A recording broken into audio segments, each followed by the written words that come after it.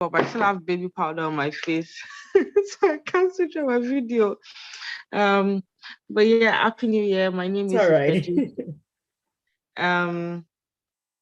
What are we supposed to say? My name is Ifeji. So I'm Your a registered profession. nurse. I live in Saskatoon. Um, how has this year been so far? I think that's the next question, right? So Yeah, far, if you had to go, yeah, in one word. in one word, okay. I feel like maybe the beginning of the year it was nice. The last part of this year, I would say it has been just really hectic. I think hectic will be the word I'll use to describe it because I'm trying to catch up with the rest I had at the beginning of the year. So hectic is the word I'll use to describe it. I'm saying that my year hasn't started yet until February 1. I'm still procrastinating the first day of the year. But though, yeah, it's been a bit hectic. Okay. Oh, and then if you had to be at a vacation place right now, where would that be? Ah, I have Europe on my mind right now. I'll say Europe. Just All right. any country in That's Europe. that's good. That's good. That's good. All right. Thank you.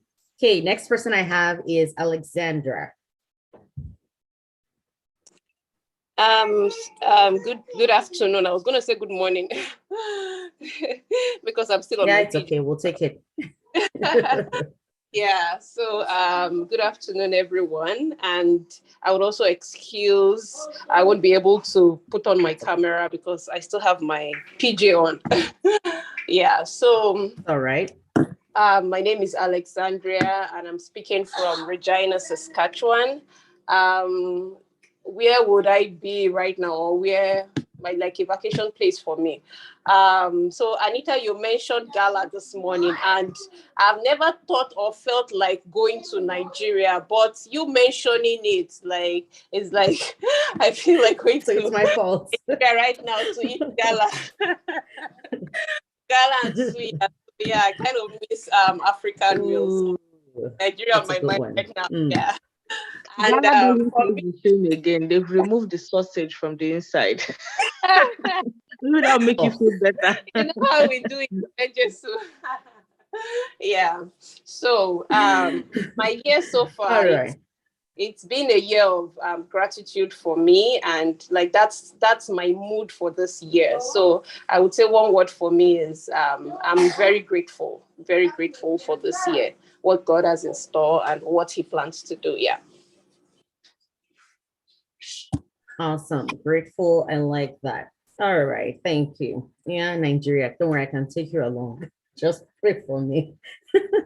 All these COVID restrictions don't get in our way. Okay, thank you. And Emily.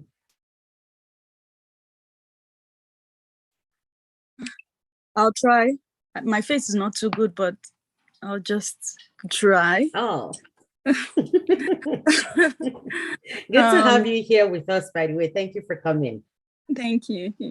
My name is, let's say, Funke Agbeja. I put that Emily because I don't like the way our Canadian counterpart pronounce my name. I don't like the attention it gets. Like they always, oh, can you please pronounce? And all the focus is on me. So you can call me Funke. I'm presently, but I work with YWCA as a child support worker. Where would I like to be? I want to really go to the Bahamas, like transparent sea floors and all that. That's my dream. Go to the Bahamas, just me and my husband without kids. I feel you on that one. The year, for a student, you know how the year is, how everything is. I don't think it's stressful, but I'm grateful because so far, so good. It's been amazing. God has proved himself. So I would just say, even though it's been stressful, it has been an amazing year so far.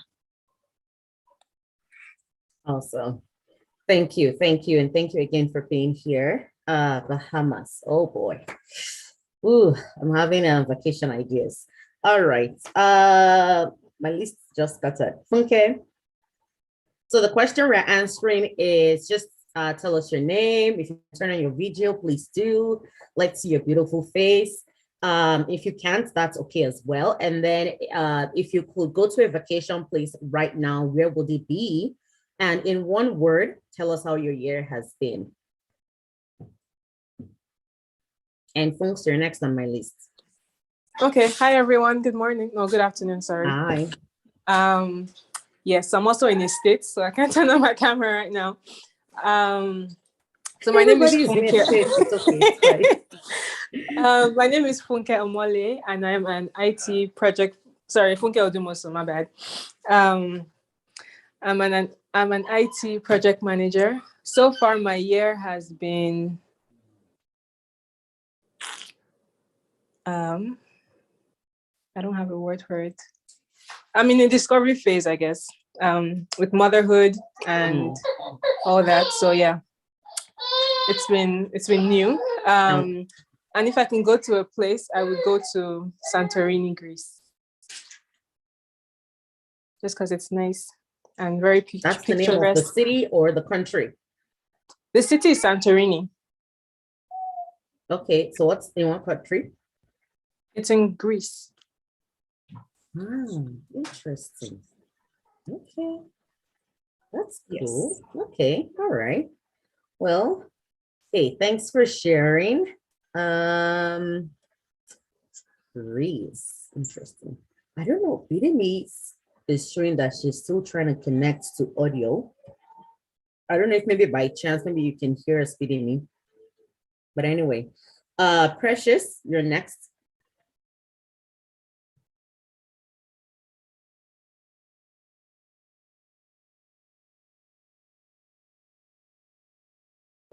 Fresh.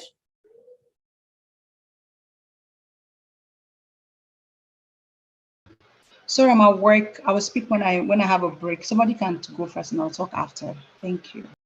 Okay, no, that's fine. Fatih.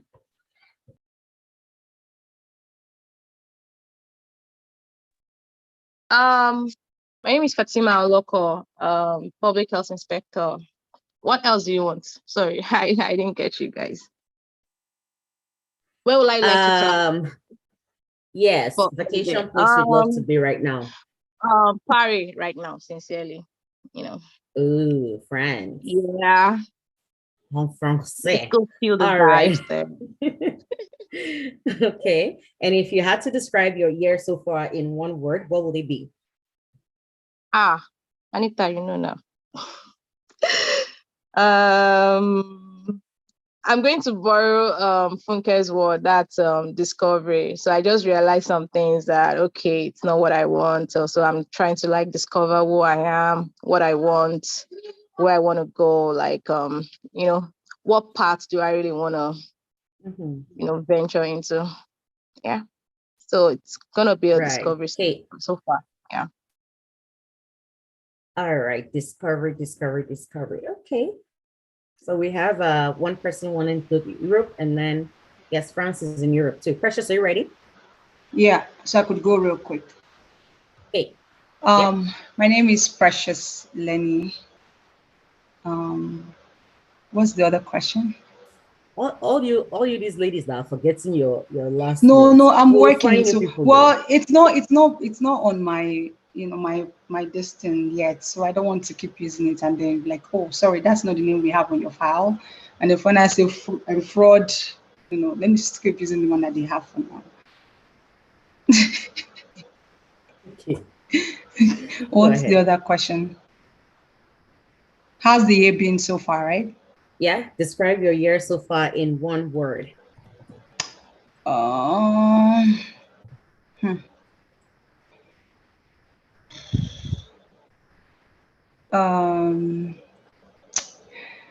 Honestly, I don't know. It's been a lot. So I can't really say, well, let me just use uncertain for now. So that's the, yeah. So I'm not sure. Uncertain for now, but yeah. What's the other one? A vacation place, if you could be at a vacation place right now, where would you be? Well, I'm planning to travel for my birthday, so I do have two places in mind. So it will be either Dubai or Abuja. To be honest, like I've been seeing some really nice resorts in Abuja. I'm like, I've never been there. So, but Nigeria. So for those that are not Nigerian, so either Nigeria or Abuja to be precise, or it will be Dubai for now. Hey, yeah, someone who lived in Abuja, I can tell you it's a great place. So yeah.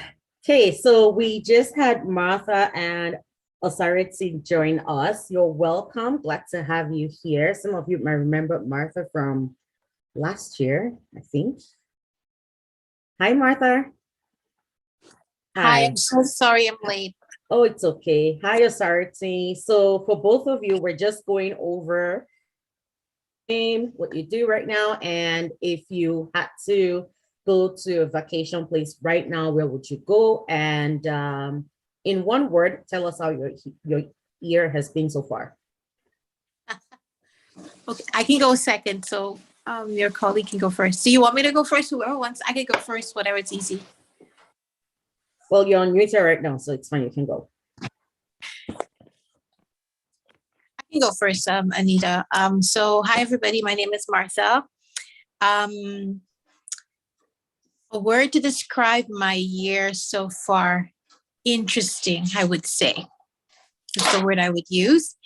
And if I could go somewhere for a holiday, I would go to Norway, to a place called Tromsø, which is close to the Arctic Circle, but it's so peaceful and quiet there. I think that's what I would do right now for a holiday. Yeah. So. Okay. Hey, I learned some new places today. Thank you, Martha. Good to have you here. Authority.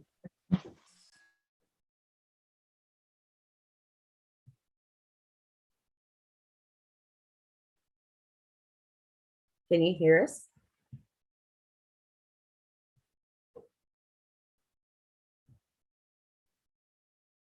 What's that?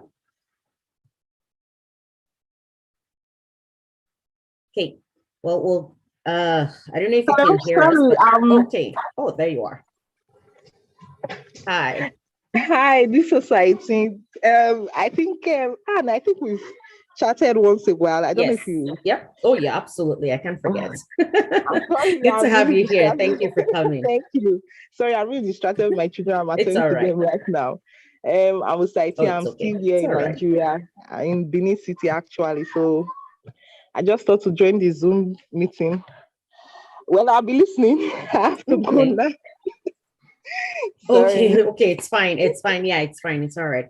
Okay, so welcome everybody. We'll just start. I know a couple people are working today, so they can't join us, and others have said they will be late. So we record the sessions, and then we'll share the link afterwards, just for benefits of those who can't attend. So thank you everybody once again for being here, and we're just going to jump right in. Are we ready?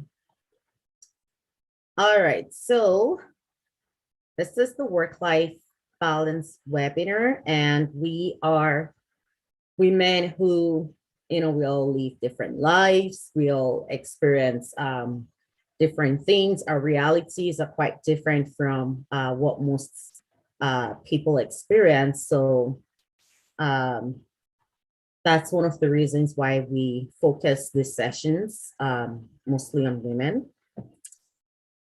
And I'm glad that everyone is here with us today.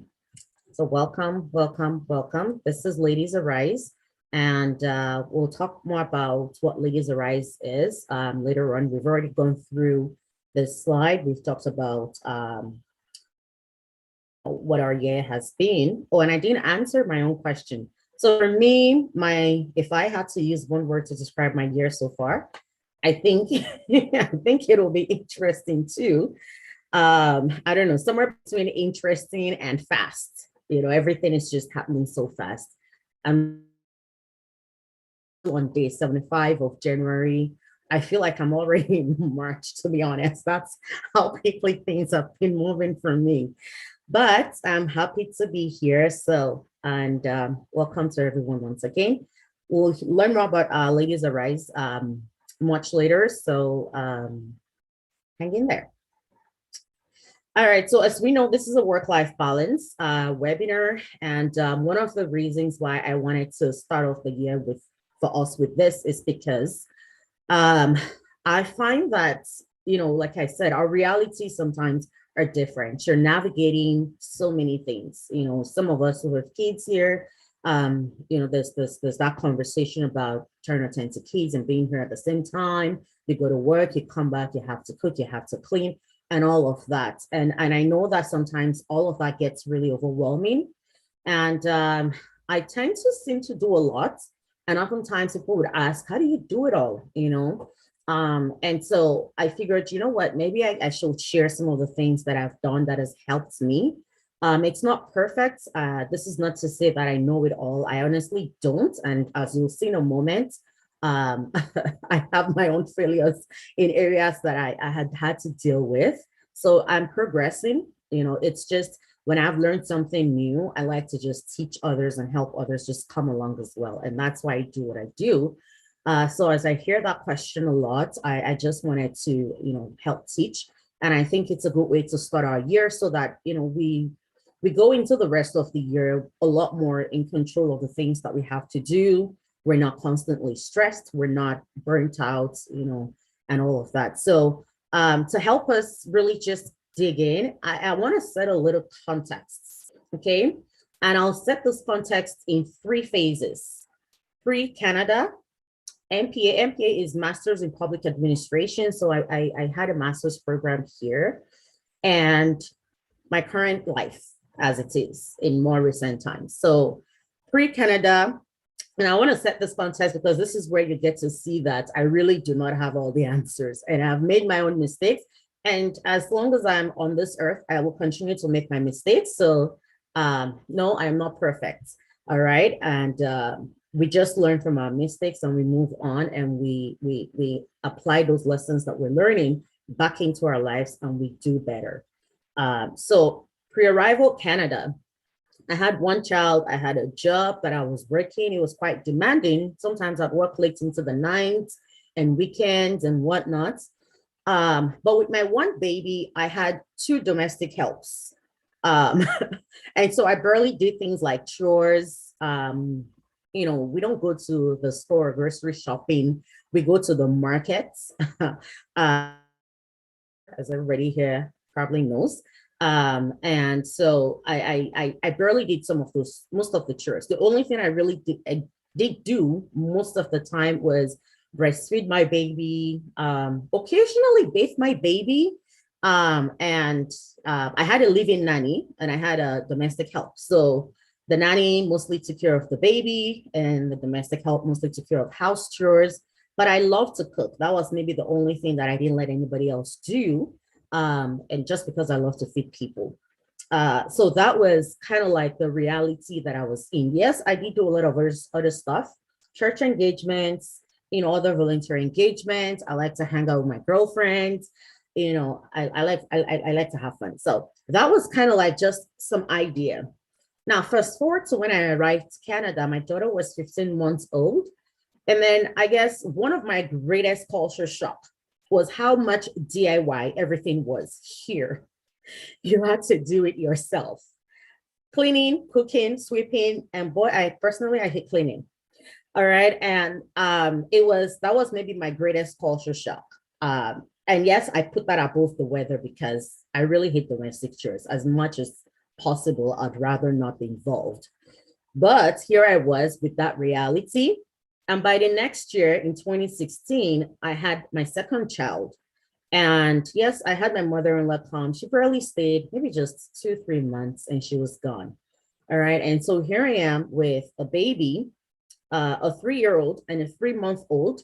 And then a reality hit me that I had to go back to school, get a master's degree, and there was still all this stuff to do, right? And I had to go back to working. So 3-month-old baby, 3-year-old toddler, and I had to go back to work full time. And worked for a year, saved up money, went to school. In the course of school, I think it was just the first couple months I didn't work. And then I had to combine full-time work, mothering, babies, my babies, full-time school. My first semester, I had about 5 classes in my first semester. And yeah, and that's in addition to other things that I was doing, within my church. I was a board member for my kids' daycare. I was at church. I was leading a team at the time. It was just a lot, quite frankly. It was a lot that I was doing, to be honest. And that's where I'm kind of going with this, right? And the unfortunate thing is that after a while, I started noticing that, something was, falling off. My education was going well. I was doing excellent at work. But unfortunately, something started giving way. And I should mention that with church, for instance, it was never just one thing. It was follow-up, it was house fellowship, it was tons of other things, and for some of you who are in the same church as me that were around at the time, you might remember this. There were baby showers, and I'll lead those, plan those, work with people, work with various teams. It was crazy. Yet somehow I still managed to maintain distinction in my academic work, but I started packing on weight. I started having migraines, bad, serious migraines. I started experiencing hallucinations. I couldn't sleep. I couldn't, I was very irritated. Now, the crazy thing is, for people who, if you didn't live with me, you didn't see it. That's the crazy thing. It was only within my household that people really knew that something was off with me. My spiritual life started to take a hit. My health started to take a hit. And the sad reality is I really couldn't even talk to anybody about it because people had this notion of you are this, right? But I was struggling and I was too ashamed and too afraid to tell. Now, this is very important because this is me trying to be vulnerable, and I'm really just helping everyone see, where this is coming from, right? And I know in this week, it was Bill Let's Talk Day. Okay, so this is part of my own way of also talking to say, look, been there, done that, experienced all of this. Even at work, it wasn't like I wasn't really struggling at work, but I started bringing work home because I could never really finish during the day, and I'll work late into the morning. I'll work late into the night. I wasn't getting enough sleep, and things were really, really, I was trying to make sure that nothing fell, but my health was taking the heat for it. My spiritual life was taking the heat for it. And this is where I'll pause a little bit, and then I'll just ask a quick question. And the question really that I have for us this morning is work-life balance. What do we think? Myth or reality? Now, given my story so far, and given where you feel like you're at as an individual, what do you think? Is work-life balance a myth? Is it a reality? What do we think? If you want to type it in the chat, you're free to do that. If you want to maybe just myth, okay, myth. Anybody else? Myth, reality? I think it's a myth. A myth. All right. Why is it a myth? Well, with the current situation I'm in right now, I don't think I can really find a balance between being a student, a full-time mom, working full-time, taking care of my husband, I don't even have time. I can't remember the last time I had me time. So I think if it exists, then it will exist for some certain special people. Probably when I'm done with school, maybe I can kind of find a kind of little balance. But right now, for me, it's not real. Okay. And I appreciate you sharing that, because I'm sure that's, in all of my shares, somehow. So if I think balance is not the right word, Martha thinks it's a myth. All right. So, well, yeah, at the time in my story, honestly, it didn't feel like it was a real thing, quite frankly. And that really got me thinking. It got me to ask myself some really interesting questions, and I was really hoping someone would say it was real, because my answer is that it actually is real. And it's not for some special people. It's not. Okay, Martha, you want to say something? I see your hand up. I have to say something. Okay, so so I don't know if the word, and someone pointed it out in the chat. I don't know if the word is balance, because I think you can achieve work-life integration, not really balance, because I think there's so much pressure on us, especially as women of color, to always have it together. And I feel that actually hurts us instead of helping us. So I think if we allow to, we should be given some kind of leeway that, some days you get it, so other days you don't get it. And I think that's normal. And I just think we're just told that you always have to have it together. So that's always my issue. So I don't know if it's work-life balance, but I think it's more like integration is probably the better way of describing it. But I don't know. That's just my thought. Yeah, no, and that's a fair point, really. I did over the course of, from the time that I realized I was struggling to, when I was even putting this together, I did do a lot of digging, and I came across the word integration. And in fact, there were about 6 or 7 other words that I came across of different thoughts that people, think it really should be called, right? So I'll finish my story. So that was then. And this timeline that I'm referencing is maybe around somewhere in 20. I think it really peaked for me around 2018 when, because by 2017, really, in the midst of all of that was when I also started a teens church within our church. And it's nothing short of being literally a pastor, to be honest with you. I had no idea why that happened at the time it did, but it happened. All right. And when I started to fall through the cracks, was around 2018. And then by the end of 2018, I said, you know what? I'm done this. There has to be a better way. All right. So fast forward, by 2019, I was done my program, still finished with the distinction that I hoped for. Which was great. It was nice. I loved it. I got a job right after that, which was the goal. So now, as it is, and especially in the last 2-3 years, I still work 8 to 5. I still have my kids. Yeah, they're grown, from being 3 months old and 3 years old. But, they still very much depend on us, me and my husband, for most things. They can't cook yet, and I try to get them to do things. That in itself requires time, training them. All right, I still do that. My work hours are actually undefined. I moved from having 2 EDOs a month to now having 1 EDO or SDO a month. And some months I don't even remember to take them. Not like I don't remember, some months I don't take them.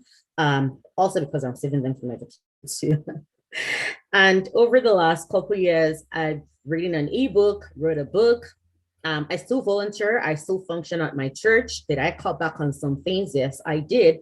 But I still have things that I do. As a matter of fact, coming into this year, I took a little bit of a break from like the teens church that I work with, just for a couple months, and I'll get right back in, and my kids are in extracurricular activities. They still go to school, did my certification, started LadiesArise, tried my hands on YouTubing and some Instagram live. We might still go back into that. Help an immigrant welcoming group in church. And then I had to leave them too, because, to Martha's point, really after a while, realize that you always can't just do everything. All right. And this is just some of the things that I do now, in addition to, everything. It doesn't feel as terrible as it once did. All right. It actually doesn't feel terrible, and I'll explain. And that's part of what we're here today, is how did I move from all of that to where we are today, where it sounds like you're even doing more, but not feeling as, constantly as under as it used to be. As a matter of fact, especially in this year, I've been sleeping about 8 hours. And at first it felt weird sleeping 8 hours a night. But now I'm sleeping 8 hours and it's like, man, people who sleep 8 hours, I envy you guys. Yeah. So, but how did we get there? And for me, I think the foundation of it really starts with how we define the word itself, work-life balance. Because when I started really digging into it and really just learning about it, one thing I came to realize is that it's not about equal time allocation to everything, as it were. It's not about, constantly just being always ahead, as it were, if that makes any sense. All right. And it's not this idea of being a superwoman where you can do any and everything. No, really, there were some definitions that I really like that I just want to bring in. I'm just going to read it off here. And it says that it's the amount of time you spend doing your job compared with the amount of time you spend with your family and doing things you enjoy. So it's not even just about your family alone, but it's also about maybe your education, and Temili mentioned that. It's also about if you're someone like me who likes to travel every now and then, it's also about that you're able to find time to do that. It's also about that you're able to give yourself and your time to the things that you're passionate about, working with teenagers, working in whatever capacity you work in, volunteering at church, volunteering in your community, whatever it is. I just came out of a session this morning on a research project that I'm working with for an organization. It's been able to do those things, and your work doesn't affect it. It doesn't affect your work either. The other definition that I really liked was that it involves looking at how working people manage time spent at and outside of work. So how are you putting your time together, right? And this is why I really wanted to share that, I've been through school while caring for kids. My kids were even at an age where they were fully dependent on me. I mean, what can I do with a baby? I go to work, I come back, I have to breastfeed. I had to deal with that. I go to school, I come back, I had to breastfeed. There were times that my child would not be feeling fine and maybe I have to stay up all night, but then I have an assignment that is due, in a couple of days. I had to deal with all of that. And then for me, my definition eventually came down to this. It's a sweet balance between your personal and professional life, period. And that really is how I define work-life balance. Simply put, your work isn't suffering for your personal life, and your personal life isn't suffering because of work. Okay, so that's a definition that I really want us to think about as we go through this. Okay, if you have any questions or any comments, feel free to put it in the chat box. If is watching that, if there's anything, there'll be opportunity to have conversations and ask questions at the end. But again, if you want to say something, it's fine. Put up your hand, put it in the chat, and we're just going to have a conversation around this together. All right, so that's the definition. And I want us to think about that. Now, knowing that and thinking about that, I wanted to share just 5 ways that you can attain that work-life balance. Again, think about it. It's that your work isn't suffering for your personal life, and your personal life isn't suffering because of work. Okay, so the first thing really is that you have to establish systems and structures for yourself. Systems and structures. What kind of systems do you have to help you succeed? What kind of structures are you putting in? You have to think about within the context of your work as well as your personal life. Okay, your work as well as your personal life. Now, one thing I want to mention, when the pandemic hits, organizations transitioned easier than others. It wasn't easy for anybody at any level, but some people were able to transition easier. We saw churches that were able to transition easier than others. We saw organizations that were able to transition easier than others. We saw individuals too that were able to transition easier than others. And really what made the difference is that those who had existing systems and structures in place, it was much easier for them to transition than those who didn't. And that's very important, that when you're working at home, when you're working with whatever you're doing, you need to put some systems and structures in place. And as we go into other talking about your other 4 points, some of these will really just start to piece together. So just bear with me. All right. So for example, for me, one of the structures that I have in place, for how my weeks go is that there are certain things that gets done on certain days of the week. For example, my kids have they have something called Club DJ. It's a Bible teaching stuff, just for kids, right? And within that time frame, I kind of like leverage that time while they're doing that. It's a 30 minutes block. I leverage certain things on that time block, for instance, right? And on Tuesdays, between the hours of say 7 or 6:30 and say 7:30 or 8, when they're done, you would hardly see me schedule anything, hardly. Now, if I schedule anything, it's, and we'll talk about flexibility too, where you're able to just give yourself some leeway around things, move things around. But hardly would I schedule anything on Tuesdays. Hardly would I schedule anything with anyone on Thursdays. Thursdays is my family swimming time. I won't schedule anything until swimming is over. And so those are some little systems and structures, that when you really think about is, how do you map out your week? How do you map out your day? How do you map out your month? How do you map out your year? All right. And then when you're doing those things, you want to make sure that you have systems that support it. Okay. So systems like calendar reminders. These things seem very common sense. It sounds very simple, but I find that oftentimes we don't leverage these things in our lives. And it does add to the stress that we feel. You have something that you have to do, you agree to something with someone, just quickly put it on your calendar, quickly put it on your alarm clock, quickly put it on, something that helps you remember. And so whether it's at work, I remember when I was schooling, one of the things that I used to do was I will take my assignments that were due. And every assignment, I gave myself 1 week earlier due dates. That was a system that I worked with that helped me stay focused. It was a system that I worked with that helped me, be on top of things so that I don't hand in late assignments. It worked 100%, but it helped me just, really stay afloat better than if I just left things to chance. Oftentimes when I'm talking with some of the teenagers, I tell them, they say, oh, I can't do this because I have exams tomorrow. And I tell them, I said, whatever you haven't studied between whenever and now, a day 2 isn't really going to do much for you. Because the truth is, you should have had a system that helps you study ahead of time. And so really just setting systems and structures in place would really, really, really help you. I have a business that I run. If you've done any coaching with me before, you know that there's a place I send you to go book your time on my calendar. That's a system that helps me work.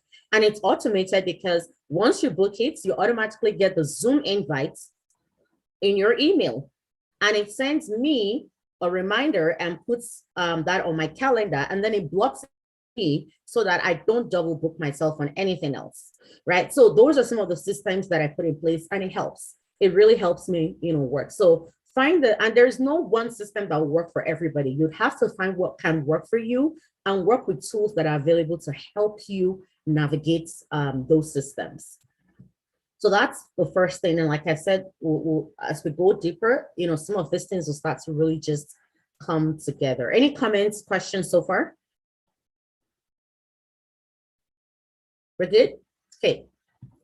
All right. And so the second thing, that really helps and, has helped me, and I've learned that really helps a lot of people too, is setting your priorities and schedules.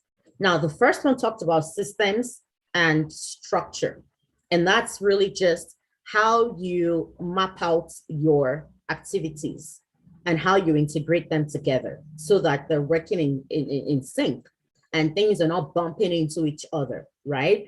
Now, the second thing is your priorities and your schedules. What are your top priorities in life? Now, when we're talking about setting systems, I always recommend that you set them up around your priorities, the things that are most important to you. It's not everything really that I said is scheduled for, and that's the truth. It's not everything that is within my systems of operation, and that's the truth. So as far as priorities go for me, here's how I categorize them. And I'll show you that right away. So the way I categorize my priorities are, I have my core priorities, I have my constant priorities, and I have competing priorities. And I'm going to talk about what each of these are. So your core priorities really are those that speak to what's most important to you in terms of who you are on the inside. So living from your core, really, it's what this is. All right. And this is where things like your values, your life, your overall life vision, this is where things like that start to come in. All right. That's where things like that start to come in, where everything you do has to tie back to your core. It's those things are the things that are the non-negotiables of your life, the non-negotiables. All right. So I talked about like things around like on Thursdays, it's my family swimming time. You know, yes, there can be some flexibility. So we'll talk about that, but it's a non-negotiable. Once upon a time, it wasn't like that. Honestly speaking, I remember those years, you know, sometimes I go to work, I come back, I have to sit down. I was leading a follow-up team. And if you're a new member to the church, I was probably your first contact. And I'll have to call people who are new. I'd have to visit them. Someone gives birth, they'll tell you, oh, make some meal and take it to them. And it felt like I was just always all over the place. Sometimes I'll get home 10 p.m., 11 p.m. If I had classes and sometimes with assignments, like I literally have gotten to my house at about 1 or 2 a.m. before, just from doing stuff that's, but at the end of the day, who was suffering? My family, right? And I did not really think it through. I didn't really know that at the time. And so really when you set your core priorities, then everything else really just kind of revolves around that. Okay, so your life vision, your values, your purpose, those are the things that begin to make up the core of your priority, the core priorities for you. And so for me, what that really is in my current world is my core is my spiritual life, because that's really where everything is driven from for me, my spiritual life. So I prioritize my meditation, my prayer, my Bible confessions. Those are the things that I prioritize. When I wake up in the morning, I want to be able to do. And even if it's a crazy day, no matter how crazy it gets, remember when I talked about systems and structures, I have put systems in place that if I somehow miss an opportunity in the morning, I have systems that help me catch up during the day. So for instance, I realized, gee, I don't need 1 whole hour of lunch. What am I eating? Right? Sometimes I don't even take lunch to work. And so now to help me deal with, to meet some of those core needs, what I decided to do was the first 30 minutes of my lunch hour, non-negotiable, is spent towards meditation and personal prayers. I wake up 5 a.m. and I take advantage of, we have a group prayer. I take advantage of that. Sometimes I wake up, I do the prayer and I go right back to sleep. And I might wake up early enough to, do my personal one again. And if I don't, I have a system in place that helps me catch up during the day. And then I take advantage of the one we have at 6 p.m. as well. So that way, at least if I miss something in the morning, I can catch up at lunch hour. If work, which sometimes happens where I have to work through lunch, I can catch up at 6 p.m.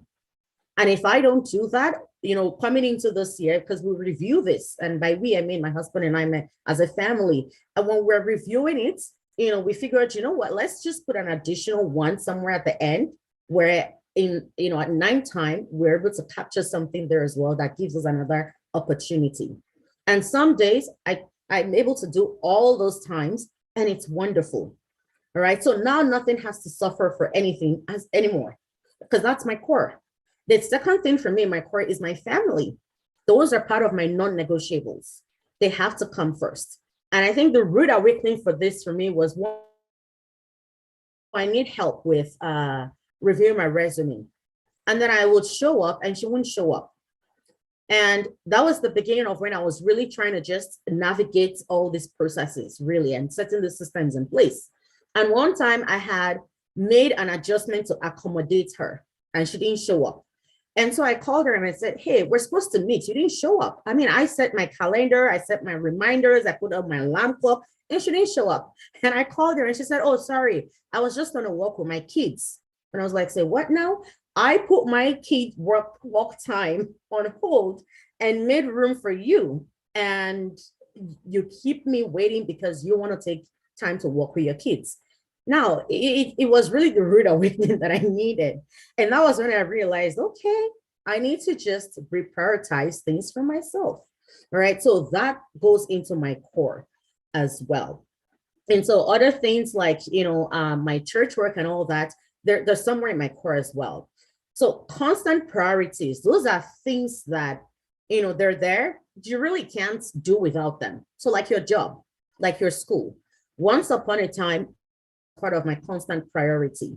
It's there. My kids' school, I really can't do anything about it. It's part of my everyday ongoing life. It's constant, it's consistent, it will always be there.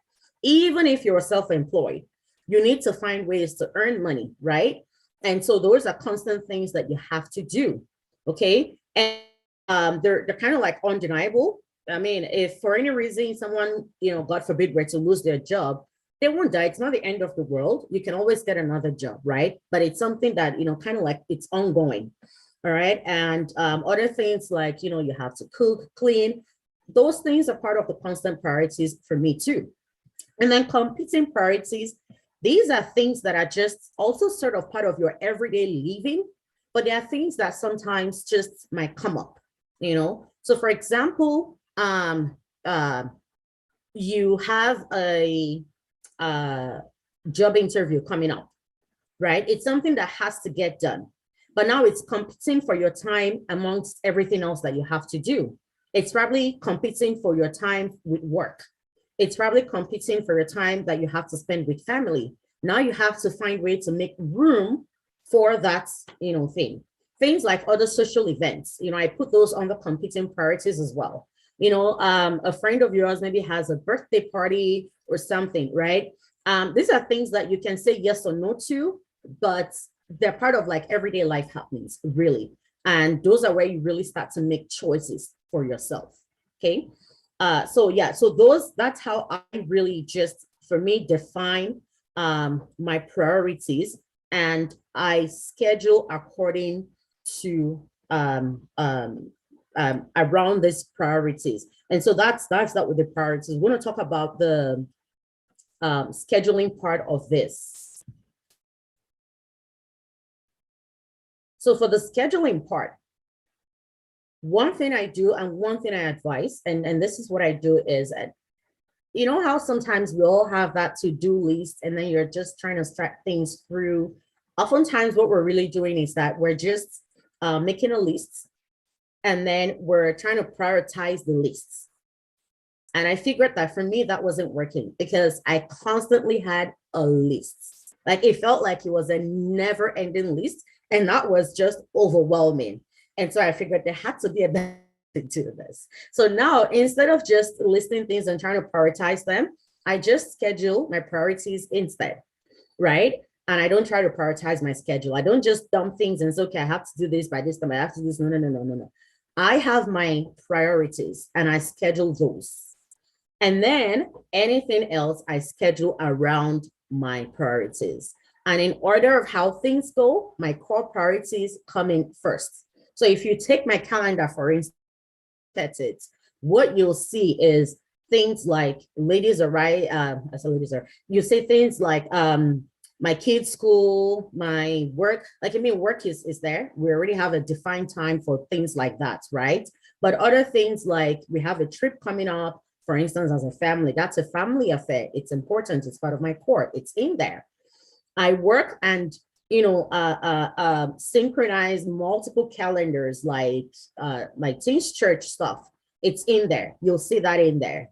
Things like even my LadiesArise, really, because it's part of my life mission and purpose, things like that, they're in there. Those things they already have the space they need to take, so that when anybody comes and says, oh, I need you to help me do this, oh, I need you to do this, I work with that schedule. And unless it is, again, we'll talk about flexibility, unless it's something that, it's kind of like a competing priority that comes up, that, you know what, okay, I can make this quick adjustment here. I don't move those things for anything else. Those are the things that don't get moved. So you schedule your priorities, and then everything else falls around that. And then as far as that even goes, what it now begins to help you do is that you now start to see what is really important to you and what really matters. And so I might wake up in a day and it feels like I have these 50 things to do. And I ask myself, in terms of what will give me the greatest fulfillment today, what are the things, the top things that I really need to deal with? And the guiding rule is always the priorities, right? So it might be that, of course, I have to go to work. That's a given, right? Let's say it's a Monday, I have to go to work. I go to work. Now, within going to work or outside of going to work, what are some of the other things that I really have to do? I have to make sure my kids have lunch for school, things like that, right? It's part of my core. If it's a swimming day, I have to make sure that I honor the commitment of my family and I'm showing up, things like that, right? And so you begin to see that the important things are getting dealt with. And then anything else that isn't important that can wait till tomorrow really just has to wait till tomorrow. And so really the way I think about this is just applying the 80-20 rule. And what that simply means is that 20% produce 80% of results. And so you're not constantly having endless, lists of things to do. Now, when I was schooling and working and doing all of that too, what that might look like in a given day, my day looks like today, because sometimes these things will shift. And that's the thing with some of the competing and constant priorities, that they tend to shift from time to time, and they go with phases of life as well. Okay, so, and this this 80-20 rule, really, when you think about it, even in your work, I apply this to my work as well. When I go into the office, I don't try to do every single thing that comes my way. The question I ask first is, what are the top things that I need to do today that would help me achieve the greatest results? And I focus on those things first. And oftentimes, you find that those are even the most difficult things that you have to deal with in your day. And they are the ones that we often tend to want to dread the most. But we also know that when we get them out of the way, it tends to give us more free time. It tends to give us more, ease to do the rest things that we need to do. And so this is the second thing, that this is one way that you work the schedule around this. And again, if you have any questions, feel free to ask, feel free to drop them in the chat box. If you have a comment, just put up your hand. Okay, so any comments, concerns, questions so far? Real good. Okay, awesome. Okay, so I'm just gonna give us a quick 5-minute break. If we want to grab water, use the bathroom, please wait, don't sign off, come back, and I'll see you in a bit. So we can all take a quick 5, and I'll see you at 1:10 p.m.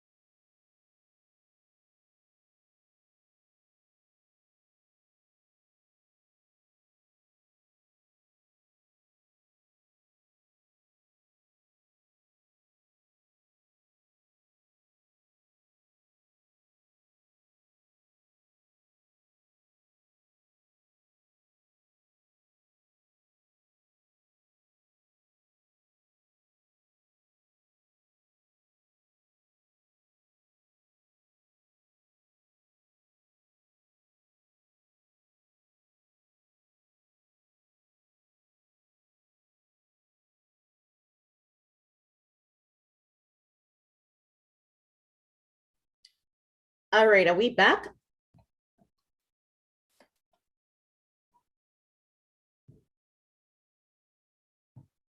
Who's back in? All righty, I see Kay. Welcome back, welcome back, welcome back. Okay, awesome. Welcome back, everybody. All right, so we're gonna continue. So far we've talked about two things that we, two ways that we can, attain work-life balance. Look, remember, who wants to tell us what it is? Number one,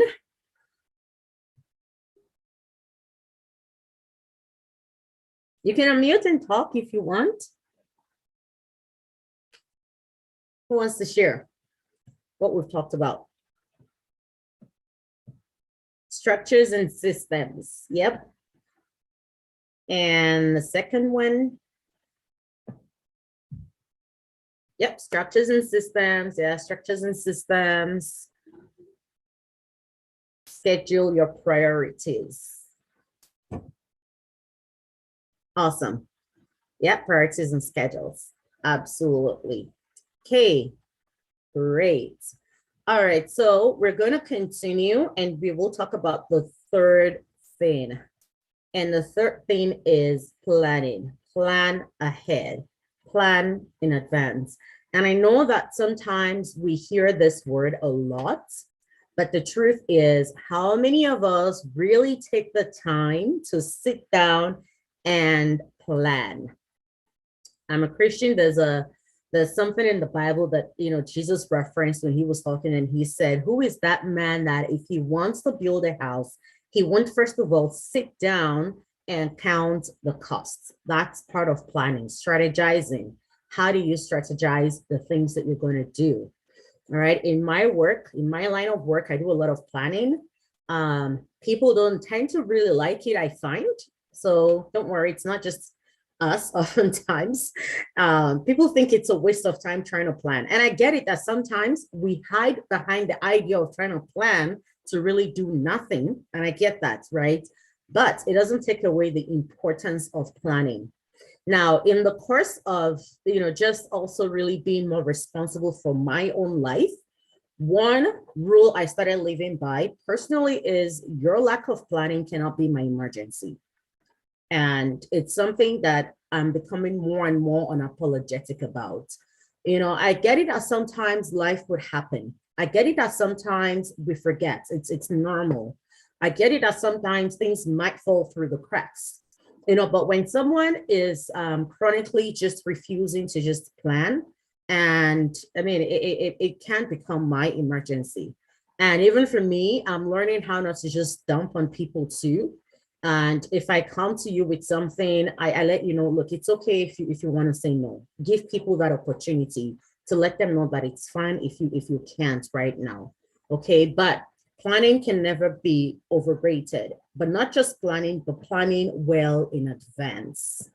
Planning well in advance. I was mentioning earlier that I have to synchronize a number of calendars in my life. When I was schooling, I had to synchronize my school calendar with my family calendar. Well, at the time, we weren't doing much as a family in terms of planning. We'll talk about things, we'll do really putting pen to paper, as it were.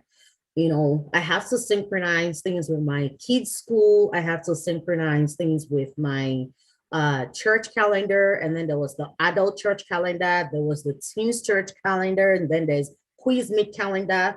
I have multiple calendars that I have to synchronize, and that includes work calendar to know what is important. Like right now, all things being equal, my family and I are planning to travel to Nigeria next month, right? And we had planned this trip. Well, it was planned for last year, but then COVID happened, and everybody know how that happened. I remember what I said: systems and structures help you, adapt faster. That really helped us because as of last year, we were quickly able to see what our options were on where and how to move that trip. And we did to this year, right? But that had been in the works for a while. And when I was taking on a new job, I knew was probably going to impact this. And I made it plain. I have this trip coming up. Is this going to be a problem?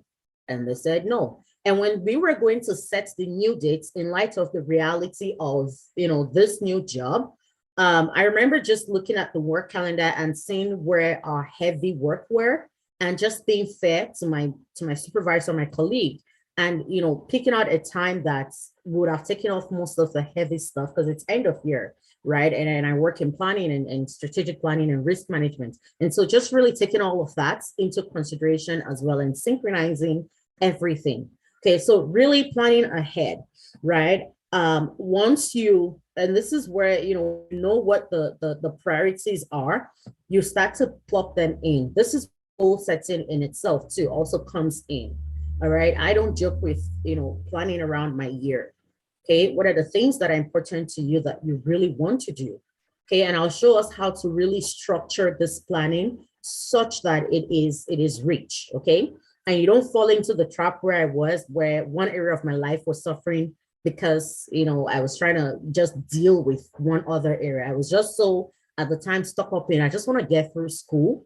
I just want to get through these other things that, it didn't matter what else was suffering for it, but we'll see how you plan in such a way that it's more holistic in that sense. And so, but just really doing it well in advance. And really, this is a mantra you should live by too.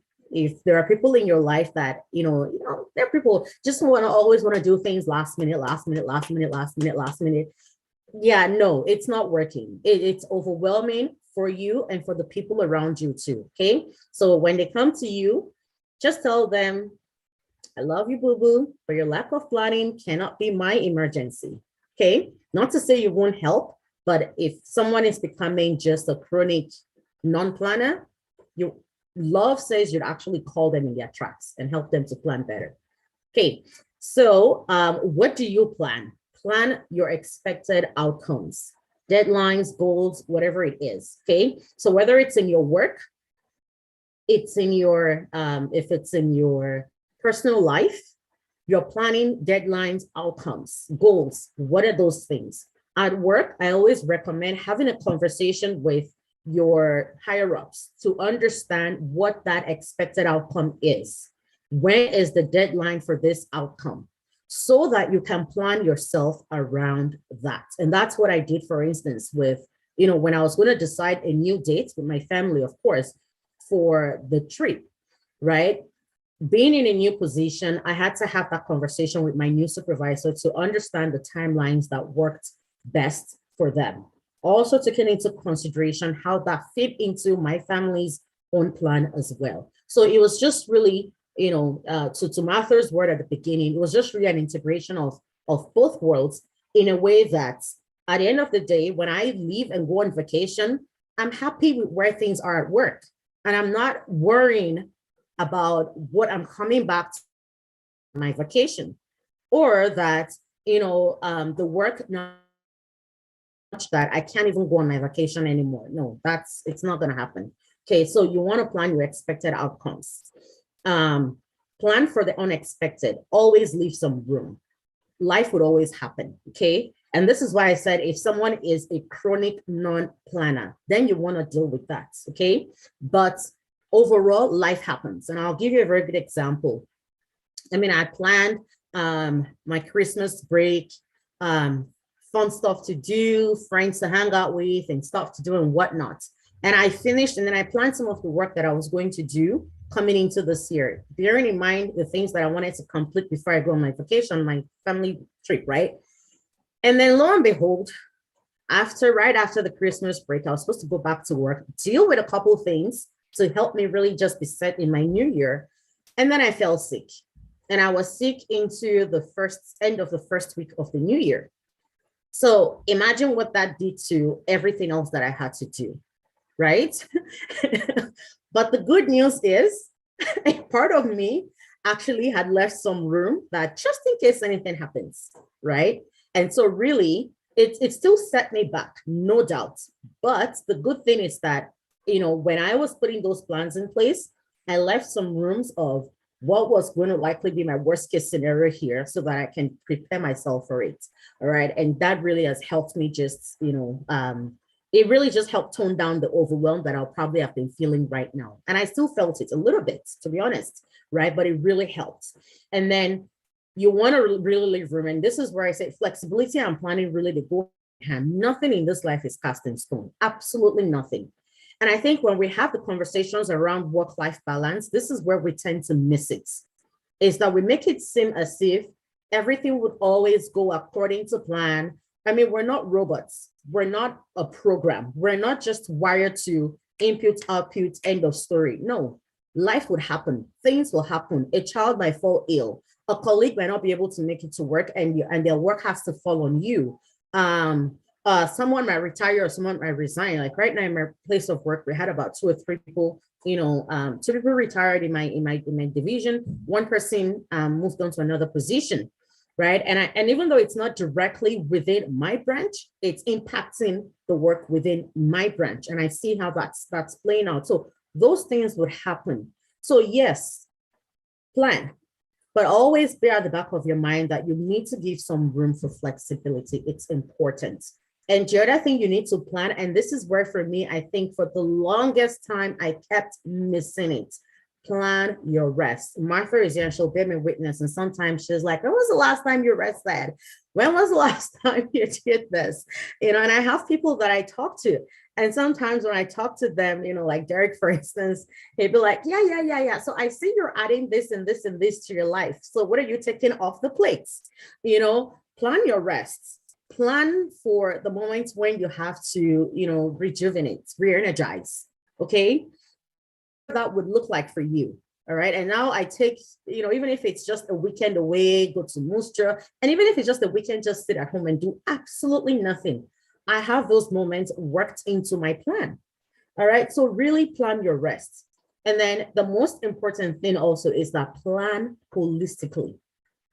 Everything that is important, from your core priorities to your constant priorities to your competing priorities, and how they fit into different areas of your life.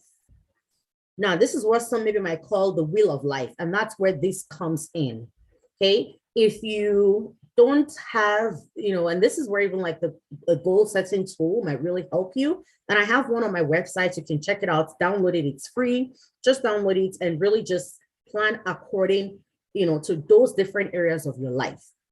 All right. So you really want to just put a holistic view to it. Your health, your career, your family, your spiritual life, your vacation. If you do business, your business. If you're in school, your academics, how do all of these come together such that at the end of every day, and the degree to which each of these will fit within your core, your constant and your competing priorities might differ. All right. But understand where what lies and what's important to you and start to work from there. This was why my health suffered, because I didn't plan for that. I wasn't planning holistically. I had a solid plan on how to get through my career at the time, because I really wanted that the jobs that I was doing at the time, it was setting a foundation for some of the things that I was looking to do. So that was really important, and I was really pushing for it. And yes, I succeeded, but at the cost of my health.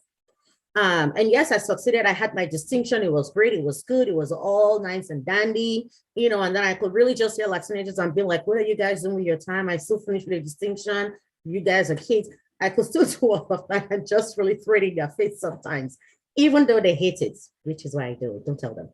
All right. But, but I failed to take, into consideration some of the other areas. My family, I failed to take into consideration some of those other things. And they really started to suffer. And I started to see how it was impacting me. And remember that the definition for work-life balance, it's that your work isn't suffering for your personal life, and your personal life isn't suffering for work. Now, personal life here really would entail anything you do outside of a regular paid job, work hour. For some people, work really is the business they run, but that everything else you have to do isn't suffering for that. And that isn't suffering because of all these other things that you have to do either, right? And I know There was a point when it felt like I had so much to do that sometimes I'll sneak time off to do, during my work to do some of the things that I needed to do. But after a while, I said, you know what, Anita, it's not fair to your work that, you take some of this time sometimes to do this stuff. It's not fair. All right. The same way it's not fair on my personal life that it's 8 p.m. and I have to work. It's not fair. All right. It's not. Okay. Now there are contexts that sometimes might come in here, and we'll talk about that a little in a little while too. But bearing that in mind, you always want to apply your planning around these areas, the different areas of your life, and just really knowing what's important. Okay. And so looking at something like this, for instance, what my day on a typical day might look like, depending on the day of the week anyway. So let's say it's a Tuesday or a Wednesday, or let me say Tuesday and Wednesday, how that would look, right? Wake up in the morning, I do my personal prayers and stuff. I do all of that. And then I try to, now I'm someone who I don't have the luxury of time to do 1 hour in the gym. I don't. But yes, I want to take my health a lot more seriously. And so I have certain systems in place that help me. I'm very lazy I love feeding people, but I'm very lazy with eating myself. Okay. And eating food for myself. I'm very lazy with that. And so I help myself with things that are easy to do for me. So things like smoothie, they're my go-to these days. I make my juices well ahead of time. I don't buy store juice.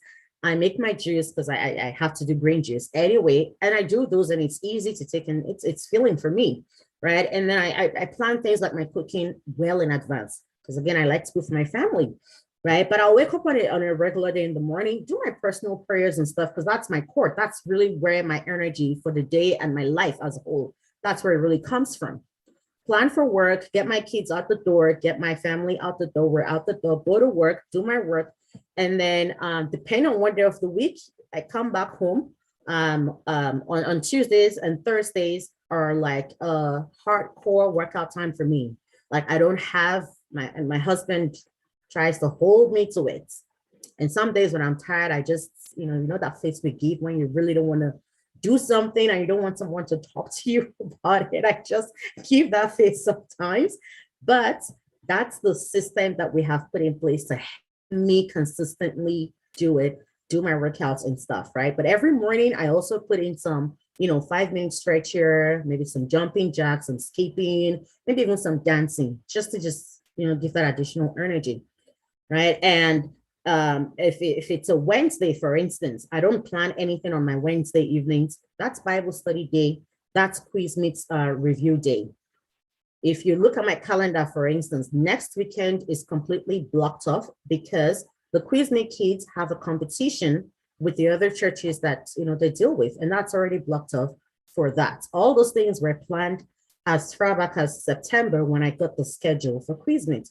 And so that's really, you start to see how the systems, the structure, the priorities, how they all start to really come together and work together. All right. And that's, those are some of the things that you put in place with your planning and planning just holistically. And then the fourth thing, and this is another area that really makes this whole concept around work-life balance feel like a myth, is that we don't want to admit that we have areas where we might struggle.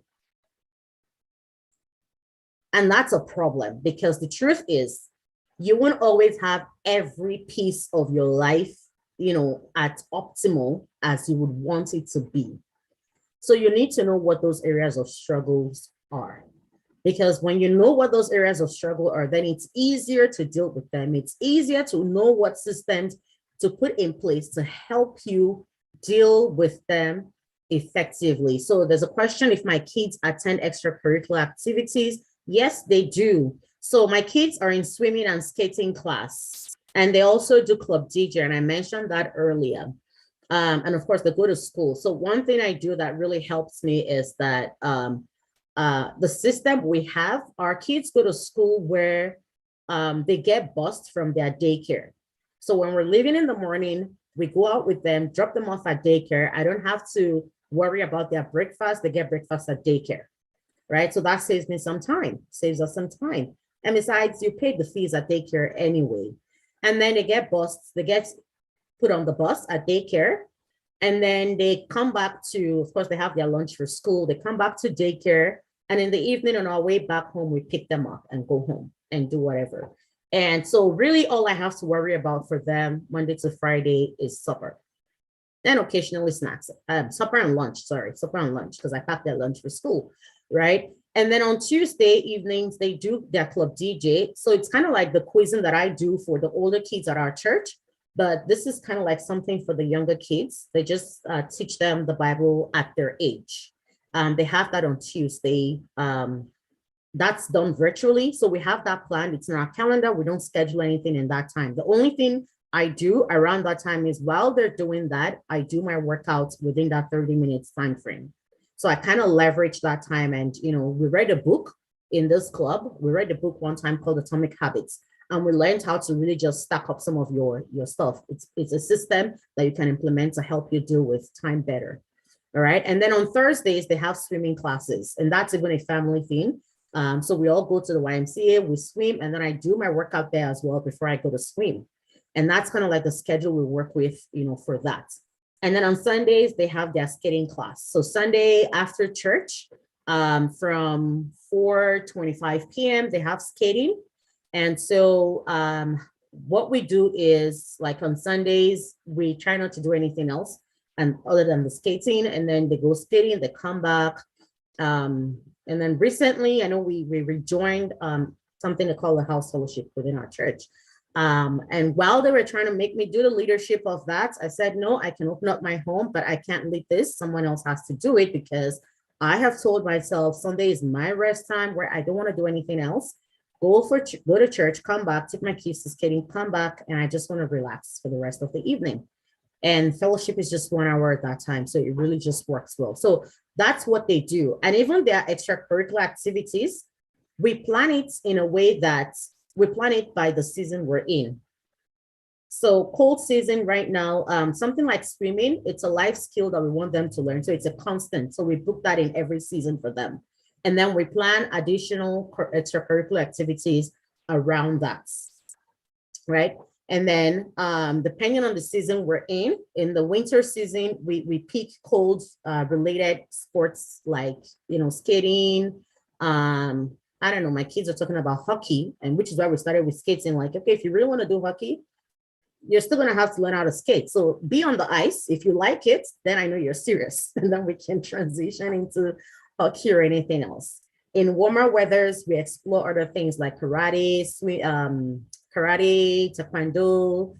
My daughter wants to do basketball. She's old enough now. So that's kind of like how we also plan that out over the year as well.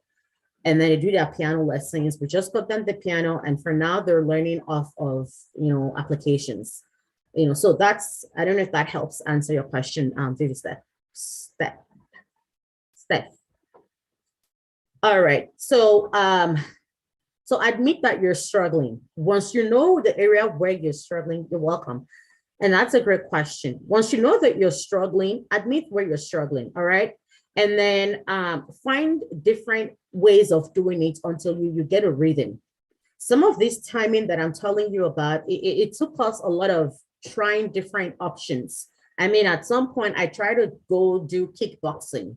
It wasn't working for me. You know, I hated the extra time that I had to put into driving and coming back. You know, I didn't like that. So we had to find something that was easy to fix in with other things, so that it doesn't feel like an additional time that I have to look for to do something else, right?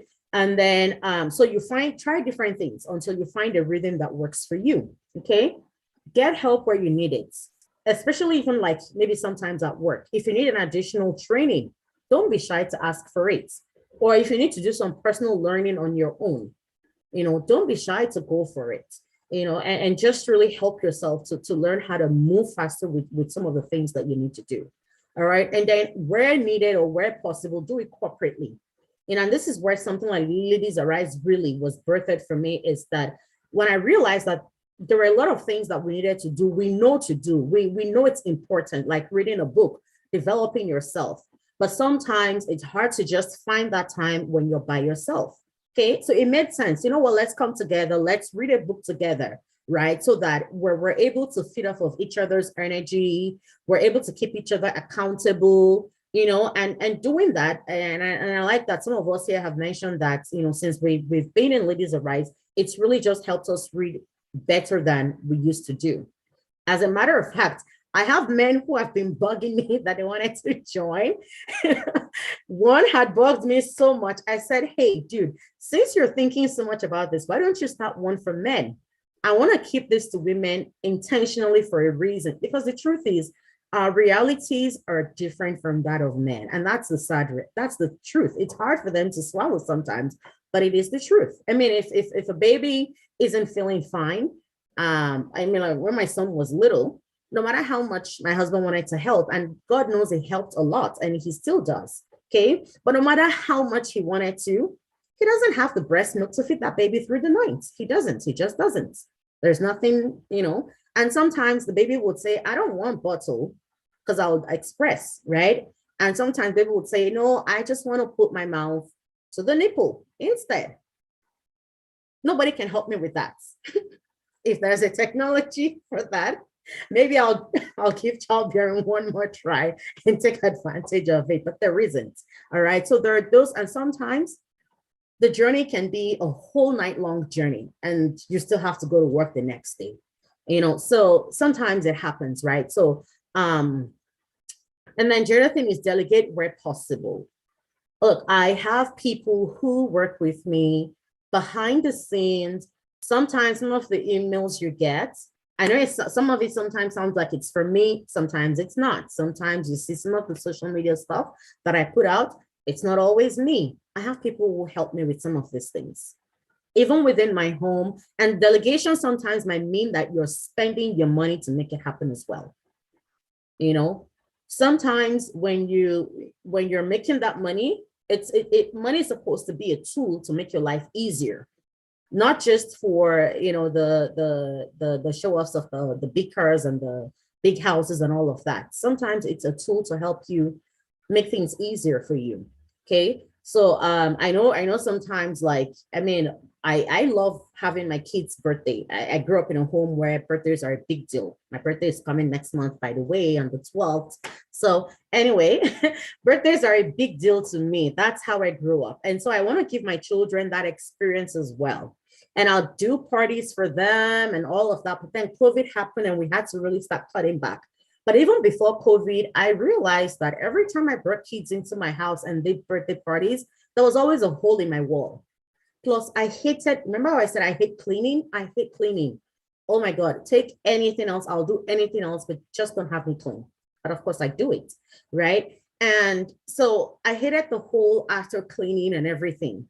And really, one day my husband and I really sat down and we put pen to paper. We calculated the difference in terms of financial costs of running those birthday parties in our home and maybe going somewhere like Chuck E. Cheese, which I now do. I just tell my kids, where do you want to go for your birthday? And put all that stress on someone else. And sometimes, yeah, I get comments like, oh, it's because you have money. No. It's not because I have money. Really, when you sit down and you do the calculation, for $100 difference, let someone else deal with that pain. Where I just go, have fun. My kids are happy. They play with their friends. And I don't have to, even I can relax and have fun in those moments rather than run all over the place, trying to grab kids here and there. You know, make that money work for you where you can. Again, it might be a phase of life. Once upon a time, we did those parties at home, not because we didn't want to, but because the pocket didn't allow it. The pocket allows it. Start to delegate some of those things, even with your finances, where you can. And then set up accountability systems. All right. I know that in areas where I started to struggle, even the corporate one, spiritually, that's one way that I started to get myself back in. I just said, you know what? There are lots of programs within the church that can help me revamp my prayer life. There are programs that can help me revamp my Bible study life. And I started taking advantage of those programs. I would show up for the prayer meetings. I would, you know, and it doesn't mean that I'm everywhere all the time. I picked the ones that really would help me where I needed the help. And then the accountability systems, all right, whether it's at work or at home. At work, sometimes what I do is if I feel like, so I know I have to work, for instance, with our CEO's executive assistants and make sure that our board reports get to the board ahead of their meetings. Again, remember how I said I set things before the deadline. And when I set those deadlines, I shared my timelines with her and I said, look, this is the timeline I'm going to be working with, so that when I'm getting everybody else's report back in, it's easy and we have time in case someone goes on vacation or someone goes falls sick or someone's child is sick. It gives us some leeway to manipulate, the time and not be late. Because those deadlines, there are some deadlines that nobody cares what happens.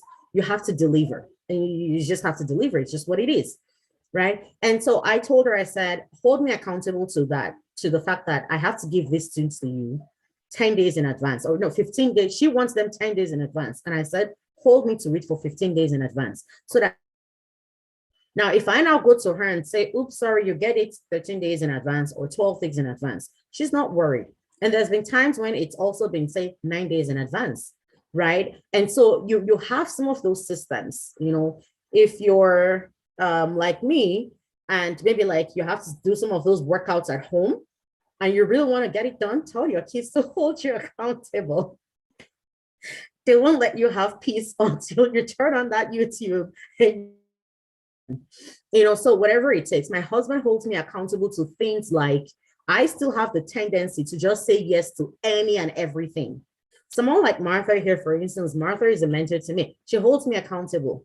I have mentors who hold me accountable to so many areas of my life.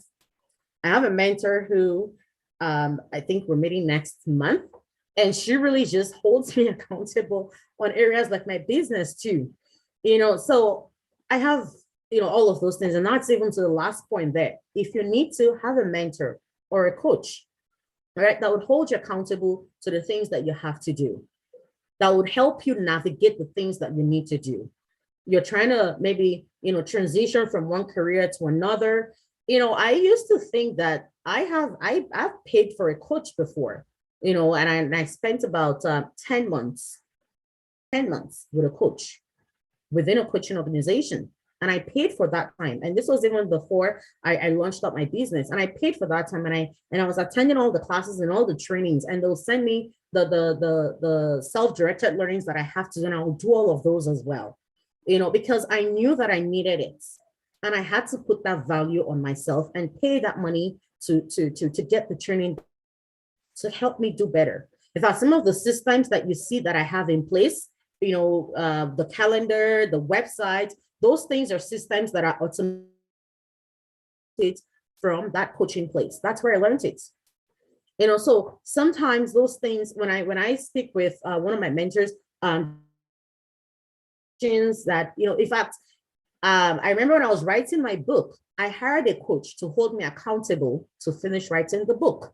So I had a writing coach, right, to help me. And so every week I had the number of words that I had to finish writing and send them to her. And we had a timeline that we were working with. Some days I didn't meet it. Some days I went over it, but it was able to just kind of balance out. And within the time frame we set, we were able to get it done. Okay, so, and these are some of the ways when you're struggling, it's okay to say, I'm struggling, I need help, and then find the best way to get that help and apply yourself to it. And if you're told to do something, really, if there's a new phrase that I also like, is that the transformation is in the implementation. If you don't put it to work, it won't happen. So you have to work the process, okay? And then lastly, this is the fifth one, is that you have to evaluate yourself frequently. Now, this is where you start to see what's working and what is not. This is where you're able to, figure out what you need to change, where you need to make adjustments, okay? And this really too is something about work-life balance that I find that is also a key missing piece, is that when things are not working out the way you want them to work out, I mean, I have, ever since I packed on the weights from the stress of, when I wasn't taking care of my health, I wasn't sleeping well, and then I packed on the weights that I did, I've been trying to lose it, and I haven't honestly succeeded, and I've tried several things, But I haven't let myself give up. I try something. If it doesn't work, I try something else. And I will keep trying until something sticks. Now, in all of that, one thing I know I had to even do was just take the pressure off of, I'm trying to lose weight, to just say, you know what, I'm maintaining a healthy lifestyle. So sometimes you might need to reframe the way you're saying certain things just to also help you deal with the process. Okay. And truth be told, I'm sleeping a lot better these days. It's easy to fall asleep better. I've put things in place that help me. I take advantage of, every insurance thing that I have that, relaxes me, massages, chiro, everything. I take my health a lot more seriously now. If something feels off, I go to the doctor. Doctor, here's what's going on. Can you check it out? I don't play with my health anymore. It was just God's grace that, things didn't just kaput for me at the time. All right. But, when you start to evaluate, you see what works and what doesn't work.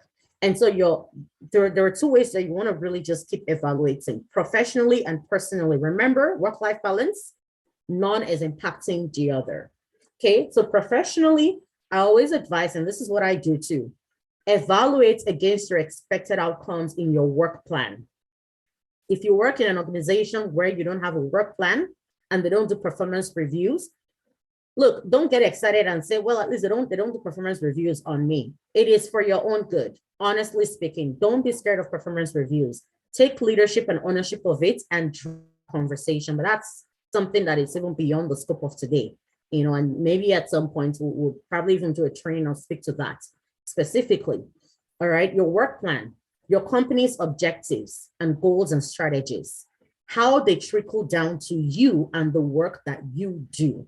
Evaluate yourself on that. How am I measuring up? Because truth be told, when you're in that moment where you want to make a case for a raise or you're applying for more senior positions, these are the things you're going to draw from to help you make your case. These are the things that will boost your confidence to make you realize that I have what it takes to move up to the next level.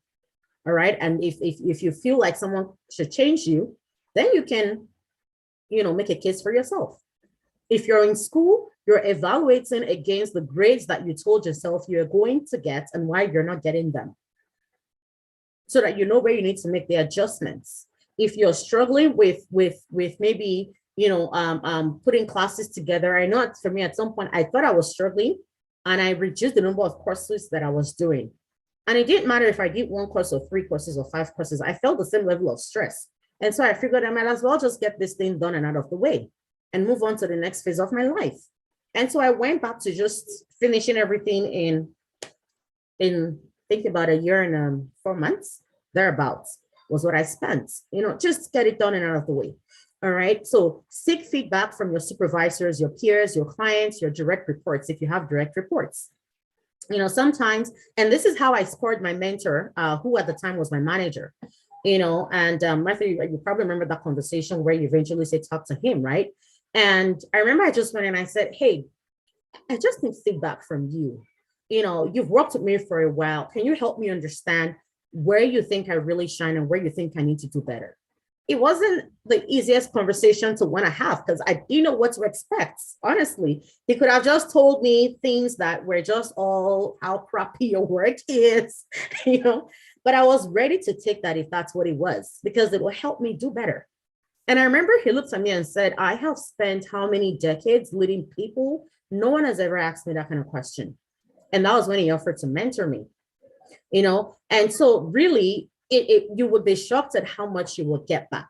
My current supervisor, when I asked to say, hey, I just need feedback, it wasn't even performance review time. I just went and I said, I just want feedback. I do strategic planning. I lead that. I go to each executive. We do our lessons learned. But beyond that, I will sit down and say, hey, from your perspective, what do you think I did good on, and how can I do better? Okay. People even see the drive for excellence in you when you do that. Okay, so seek feedback. Don't be scared of it. Sometimes even the ones that come in a very crappy way, I've had someone try to give me feedback and call me names in the process and in the name of giving me feedback. Exactly, it is a gift, and I was really hurt and upset, but I really sat down and I processed everything. And in some areas, I saw the truth in what the person was trying to say, no matter how they painted it. And the ones that were hurtful, I just sieve those ones out and move on with my life. And then personally, you want to evaluate yourself against your values, your vision, your goals, your priorities. Sometimes I go back and I sit down and I ask questions around, okay, am I really putting this over my family again? Because again, like I said, I have those tendencies, right? And it's not lost on me. So I'm constantly thinking to say, how am I doing that I can do better? What am I making sure that I don't put, above or, over my kids? Okay. And then I ask, feedback from my family and friends. I remember one time I asked my daughter to tell me what she didn't like about me and the way I mummied her. I didn't like the response, but I asked for it. All right. And I had to make the adjustments. And one of the things she said was, well, sometimes you don't let me finish explaining and you start yelling at me. I'm like, yep, you do yell. So seek feedback. All right. And then how much is on your plate per time? Oh my God, this one is, I have learned that when you're the kind of person who always says yes to everything, people will keep dumping things on your plates. And when you want to say no, you start offending people. I had to be very comfortable with offending people. Very comfortable. Very, very comfortable. It's still a work in progress. All right. And so you really want to get comfortable with saying no. Okay, so I said that when I came into this year, I realized that, based on the evaluations and things that I'd done, look, I realized that something had to just be put on hold somewhere for me to be able to do some other stuff and then come back to it. All right. And sometimes those kind of shifts, they're needed, whether or not we like them, whether or not we want to own up to them. Sometimes you might need to shift things around a little bit so that you're able to get everything. You're not dropping the ball on things. I'd rather you take time off and, deal with certain things you need to deal with than try to, because you won't even be happy with yourself. All right. So I remember one time at work, I had to ask for a couple of days off just to deal with something that was going on with me at the time. And I actually got the time off. And I said to my supervisor at the time, I said, look, I can't give you details. Here's what's going on. I just need like a day or two, just to clear my head, and I'll come back. And I know I have this deadline, and I promise you, I really need this time so I can deal with it, and I'll come back to it. And he said, oh, it's fine. You can take it. Thank God for good managers sometimes, right? And he gave me that time, and I really took the time I needed, and I evaluated the things I needed to do, cleared out my headspace, and I went back to work. When I came into this year, I went to my pastor and I said, Pastor, I really need time off from Teens Church so I can do this and this and this and this and this. And when I'm done, by this time, you and I will have a sit down, would evaluate where I am with this, and then we'll determine if I want to come back in or if I'll need more time, but I made it clear and I made it known. So you're really going to have to learn where and how to start making those shifts. It doesn't make you, and sometimes when I do those things, I hear people make comments like, oh, well, it's just time management. It is truly, but the truth is it's also energy management as well. It's not just time, it's also energy management, right? And it's not like it's completely, I have accountability systems in place that make me not completely pull off from this. That's why my pastor is involved, right? So someone else may not understand that and they might say whatever, but that's on them, not on you. You focus on what you need to do, okay? So it's about making sure that there are no conflicts in each of those areas, all right? And these are the 5 things really that really just helps with helping you really maintain balance, as it were. Okay, so really when you think about it, in and of itself, it's not a myth. And it's not giving equal amounts of time to everything. For me, it really is just having that holistic living where you're happy to wake up and go to work, but you're also happy to come back home. You're happy because you're healthy, spiritually, mentally, emotionally, you're happy, you're healthy, right? Financially, you're happy, you're healthy. Whatever it is that you're doing, you have that joy in you day in, day out. Life would happen, all right? Life in itself will happen, and that's normal. But overall, your demeanor towards life, you're energetic, you're full of life, as it were. And that really is what we're really trying to get after. But with all of the conflicting things that we have to do, we need systems in place that help us just, work through it together. Okay. And there are some things that I want us to note when we really, are going through these things. And I challenge you that, your take home really from today will be go and identify what should be in your core priorities. What should be in your constant priorities? What are the things in your competing priorities? Some of those things might change. Even my kids, as they grow older, even some of the things within my core might see some shifts here and there, right? It might not be a core thing for me to have to always cook for them anymore. Quite the contrary, I can put my feet up and they cook for me. But there'll be some shifts even in some of those areas too, right? And so just really some things to bear in mind is, which to take note of, is that there'll be times where you need to make some stretching changes. Okay. So for instance, I give an example of like a competing priority that come up might be all of a sudden you have a job interview you have to prepare for, right? And between all the things that you have to do, you might realize that, just given this, guys, I'm sorry, maybe I have to skip swimming today so that I can just use that. That's the only time that right now I have to be able to just deal with this. You know that you're not having an interview every Thursday, right? It's not, if you're starting to have an interview every Thursday, someone is probably trying to sabotage your family life in that sense, but that's just an example, right? And then you can start to see, okay, I'm just going to make a quick adjustment here, and everybody understands. But again, you have your accountability system so that when you want to make it a pattern, they can call you to it and say, hey, you haven't done this in like 3 Thursdays already. What's going on, right? Be realistic about the kind of job that you do. I'm in a position that is, they call it out of scope, meaning that I actually can be called into work at any time. When I took that job, I understood that that's part of it. That being said, there's also the part where, quite frankly, most of the things we do can be done within an 8-hour block, work day. But peradventure something happens, and I've had those odd moments when I've had to work beyond 5 p.m., no doubt, but it's not, again, an everyday thing, right? And it's not constantly, the experience like it once was for me. You cannot take away the place of passion and toxic workplace. It will always have an impact. If you're in a toxic workplace, work-life balance in and of itself might be difficult to even have that conversation. What maybe you really need to do is figuring out how to get out of that toxic environment, or figuring out how to have a conversation that puts whatever is causing that toxicity to an end. Okay, and even what you do, you have to love what you do too. I love my work. If you know me very well, I love the things that I do. And intentionality is key. You have to be very intentional.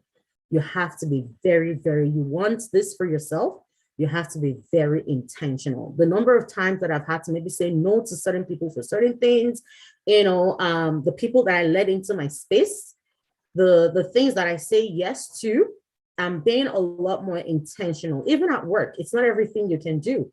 There's some things that if they don't add to the mandate of your job, you reserve the right to say no. Okay, so, and if you want to, you can take them on if you have the time and you maybe just want to do something additional. Okay, so how many of us know these women, any of these women? Who knows them? Yeah. Okay. So we know them. Okay. Do you want to tell me some of their names? Chat box. You can use the chat box. You can unmute and speak if you want to. Joyce Meyer. Yes, I love this woman. Yes, Ngozi. This is Ngozi Okonjo-Iweala. She's the DG of World Trade. Mo Abdu. Yep, absolutely. Jacinda. I love this woman. Oh my God. See, these 4 women right here seem to embody everything that I want in life. I want to go into politics like this one here and be in the UN. I mean, this one here, well, both of them, I guess. So this one more like working in the UN and just, a very powerful policy person, an economist. This woman, oh my gosh, she's like, oh, I love her. Running a country, running a baby, it's a lot. And then this is Mo Abadu. Like, even her story, the way she rose, it's inspiring. And then Joyce Meyer, if you know anything about my life, you know that this woman really, really, really, when I came in contact with her, it was a game changer for me in terms of dealing with trauma and sexual abuse and all of that, and don't worry, stay tuned for the book, you'll read about it there. All right, but what is one thing, and these are all women that they do a lot, we'll all agree, right? And I particularly picked them because I wanted to really just help us see the picture, right? And that these women all, we can all see a reflection of ourselves in them. We want to be career women. If you're like me, you want to have that your spiritual side really just come to fore. It's part of who you are. If you're a career person, you can see a reflection of yourself in Ngozi. You can, if you're someone who wants to go into politics or business or entertainment, an entrepreneur, more is there. And, but what is one thing that we all have in common with these women? Anybody know? We all have something in common with them. Well, aside the fact that we're all women, what is something we all have in common with them? Yeah, I just mentioned that. Yes, gender. Anybody else want to try? That'd be nice to actually have a gift for this one. They are resilient. They are resilient. True, true, true. Absolutely true. But it's something I'm looking for, something very specific that I'm looking for. They have responsibilities. They absolutely do, just like all of us. They all have responsibilities. And those responsibilities were there before they became popular too, right? Okay, one more person want to try before I unveil what it is. They're very intentional. They're go-getters. Absolutely. All those things are true. And I have no doubt that we're all of those things too. We're intentional. We want to learn. It's why we're all here, right? But the truth is, just like them, we also have 24 hours. And the truth is, when you think about it, they put processes in place before they made the money, before they became popular, before they had status and all of those things, before they had anybody really start working with them and working for them. They probably started these things in the trenches on their own. And there are tons and tons of examples of different women that we can begin to mention. Someone who helped me turn around etiquettes on things like mails and replying messages and all of that was a woman called Catherine Pollack. She's currently the Chief Procurement Officer for Governor of Saskatchewan. And I remember when I first met Catherine, she was the ADM of the branch I was working with. I was supposed to work on a project with her. And she said something around, she was talking about something, she said, I don't have any unread emails. And they're not unread because I just tick them as unread. No, I actually read them, dealt with them, and I move on with it. And I was like, wait, what? An ADM on read emails, on read messages? She doesn't have any. And she's like, no, I block out time where I read and respond to all my emails. She said it's rude not to respond to messages. If for any reason you can't, let people know that I'll get back to you at so time. And I was like, wow, okay. And honestly speaking, that it woke me up. If a woman that busy at that level is not too busy to respond to, and I tested it. I just randomly sent her an email and she responded within a time block that she said she set out to respond to her emails. And till date, if I send her an email, she still responds. Till date. And she personalizes people. She calls you by your name. It's beautiful to see. And she looks nice. She looks good. She's very classy. She's very beautiful. So, and those things really, they inspire me, really. And if these women, and she has kids, and I remember another thing she said too was that I don't miss my kids' sports and activities. I'm always there. But how do you do all that and still be there and be in those extracurricular activities? And those things really, they're inspiring. And you hear the stories of these women, their children are happy with them, their husbands are happy with them, and I was very careful in picking them out. but there are tons of examples too. And we all have the same 24 hours. And the question really is that, what are we doing with it? And I know that, yes, it gets overwhelming. And I know that, yes, it gets tiring. I get tired too. Trust me, I do. There are times I come back and I'm like, nope, not doing anything. But there are times I come back and I might work till 2 a.m. But I understand that I will put systems in place that allows me to offset that additional time and find the rest for it. Okay, so really, work-life balance can be a myth, or it can be real for us. It's real for a lot of people. It's been. Now, whatever semantics we want to, attach to it, the most important thing is that you're not letting an area of your life suffer for the other. And you're not going to give equal amounts of time every single time to every single thing. But you can create systems and processes that help you maximize and optimize your life so that you're productive, you're happy, you're fulfilled. Okay.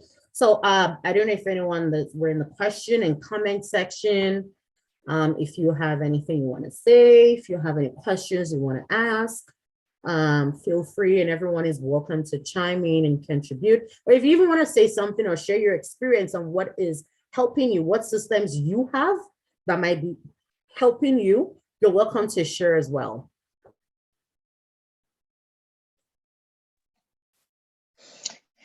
Hey sis, thank you for this section. Sorry, my voice is a bit croaky. Oh, it's okay. It's because you ate all the birthday cake. You didn't share with us. After all this thing you've told us, I'm being intentional, watching out for your health, Even though you've now signed as a coach, I'm making sure that you're on the health track. All right. You say so. Just something to share Thank which you. I'm currently working on in terms of managing my time. Along the line, I found out that I would call myself as someone I would say like a rescuer. People might reach out to me for things, even though it's something they can do. And before I know it, I have jumped on the bandwagon and I start doing those things for them. And I realized that that wasn't healthy for me because I ended up getting overload with work and stress. And it's not good for the other person because I'm not giving them the opportunity to grow. Either they like it. So every time people reach out to me for them, I'm always providing the solution. Instead of them to teach them how to fish, if that's the word, I'm actually giving them the fish. So that's just something I've learned. I don't know if that applies to any of us. One of the way we can eliminate that or minimize that is we should stop being a rescuer. I've identified that and I'm intentionally working on it. And some of the tips you've shared today, I'm hoping to apply them in my life because I need that balance. Yeah, no, absolutely. Thank you so much for sharing. And I personally, I relate to that. I honestly do, because I tend to be that way too, and before, if someone else want to start whispering, like, I think you were just doing this. How did you get sucked up into the details of that? And I'm like, I don't know, help me, so yeah, no, thank you. Martha? I just wanted to say thank you for that comment about being the rescuer. But for me, my rescuing is my family, my siblings. I always try to go and rescue them instead of letting them learn on their own. And I had to intentionally make a conscious effort. As much as it pains me to see them doing stupid things that they shouldn't do, like it pains me to see them. So I think so it was really interesting to hear that, learning and acknowledging that you are a rescuer and it doesn't help the other person, that you're stunting their growth, was a big lesson for me. And I had to start to learn to put boundaries around what I say yes to and what I say no to. So thank you for this. It was really, really insightful and very informative. So thank you. Thanks, you're welcome. Yeah, no, family is a big one too. I mean, extended family really too. It's a big one. Yeah. And sometimes we think they won't cope or survive without us, right? But then when we pull back, we realize they do learn and they survive. And to even Stamo's point is that they also get to that point where, if you keep jumping in, you're not helping them too. like there's a pastor, the church I attend in Nigeria, he would say that you would even help them develop an entitlement mentality, where they feel like it's an entitlement. They always have to have that access to you, as it were, right? Yeah, so absolutely. Any other comments, questions? Don't be shy.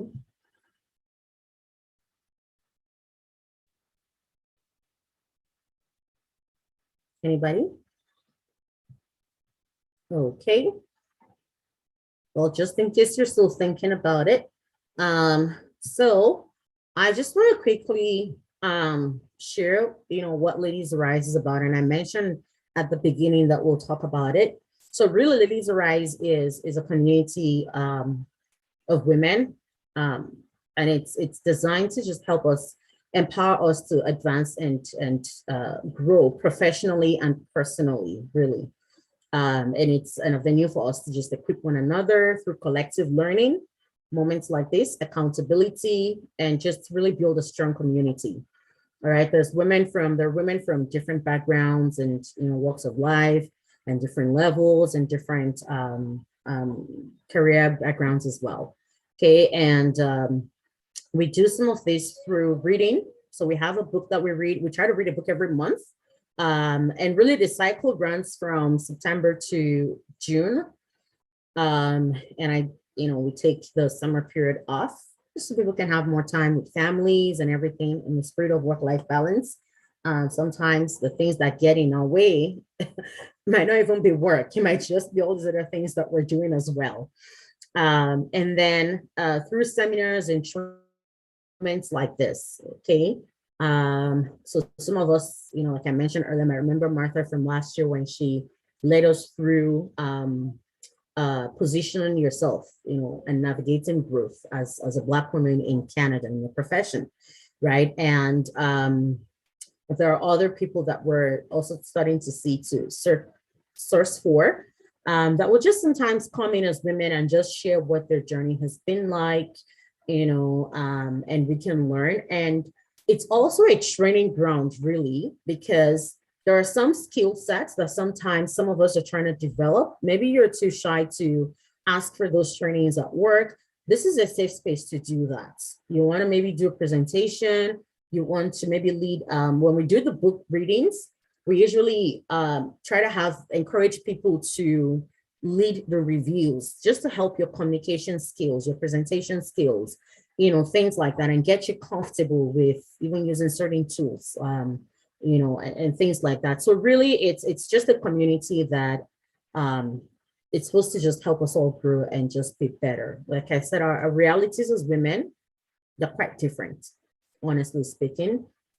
And so we're also looking to just bring in more women in business, in politics, in career, and so if you know anyone, please feel free to recommend them as well.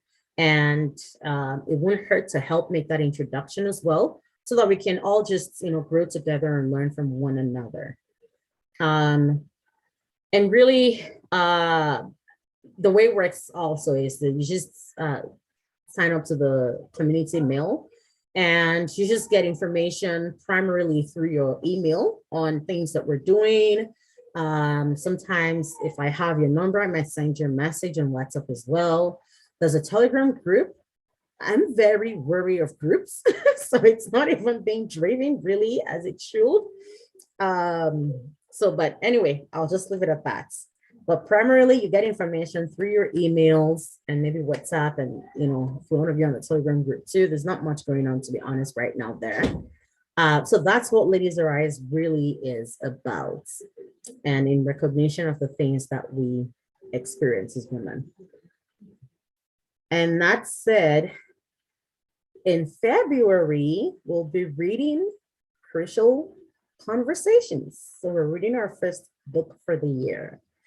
Those of us that were around in December when we all talked about some of the we're struggling with, a lot of people talked about, just being able to have crucial conversations and, drive certain conversations at work. So for instance, right now I talked about, the experience with, just walking up to my manager and saying, give me feedback over my life. I recognize that not everyone will be comfortable to do that, right? But this book promises that it can help us, teach us how to do that.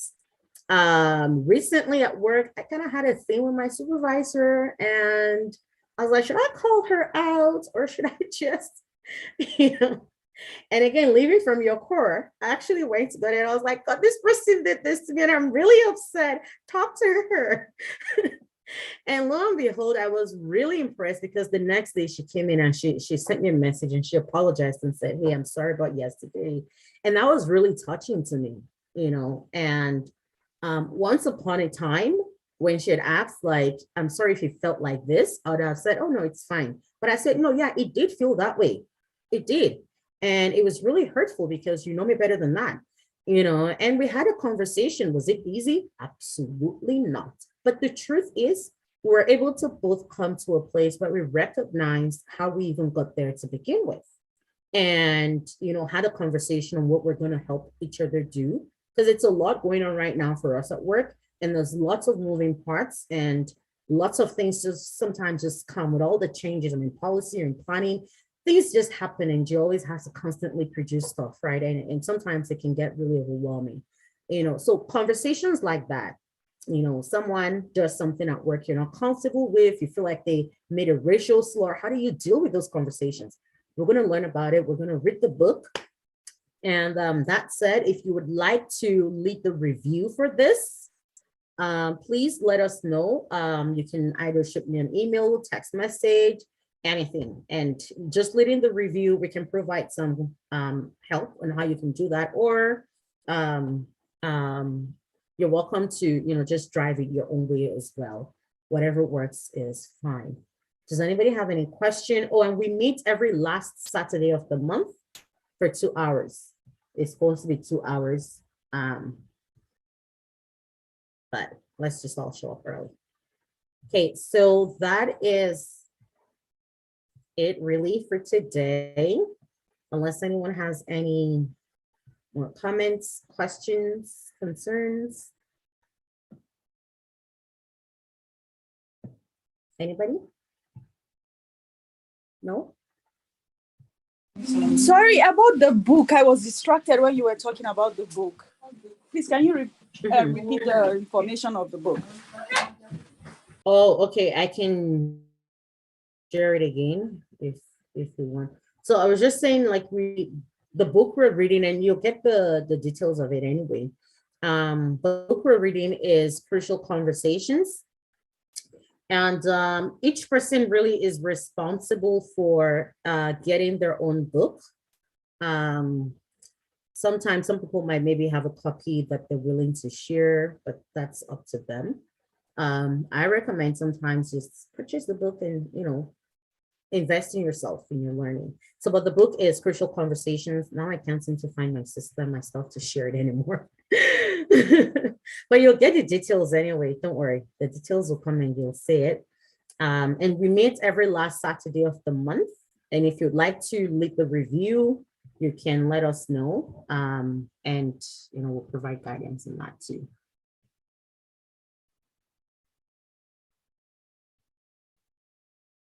Okay, all right. No, absolutely. Thank you for coming, Martha. Thank you. Yeah, sorry. The Crucial Conversation book, it was written by who? By, sometimes I don't look at the names. Just give me a quick second here.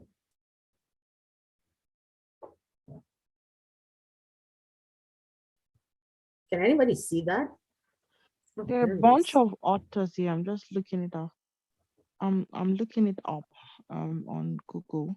But like once you Google it, the book comes out. It has a bunch of authors like Joseph Greene, Kerry Patterson. So the one we have, yes. So yeah, the one we have is the one that I think there's like 4 people: Patterson, Greene, Macmillan, and Sweetsler.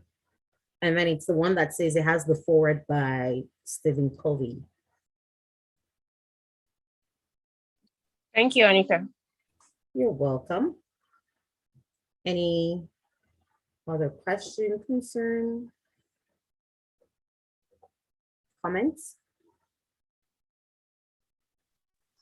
If I just please, when you find that book, send it to me, the link or whatever by WhatsApp. Okay, so this is it again. I finally found my stuff that I was looking for. Okay, if you add me, please, to that. Thank you. Okay. Okay. All right. So if there is no question, comment, or anything, I guess this is it. Thank you so much, everybody, for being here. It's always an honor to share. If you have maybe areas of trainings that you'd like us to talk about, feel free to just always let us know. If we can't do it on our own, we'll find the resources, or worst case, we'll find the book and we'll read it together and we'll all learn from each other. Thank you again, Osarity. Thank you for coming. Thank you, Auntie Funke. Oh, I guess there's two Funkes. Thank you, Auntie Funke Emily. And then thank you, Funks. And then thanks to Martha again. Bidemi, I see you. Thank you. Fati, we have talk, right? But thanks for coming. Yep. Thank you, okay. Fresh. Thanks for coming. Vivi Steph, I think we missed you when we did the introductions, Vivi. Do you mind if we take a peek at your face and just say a quick hi?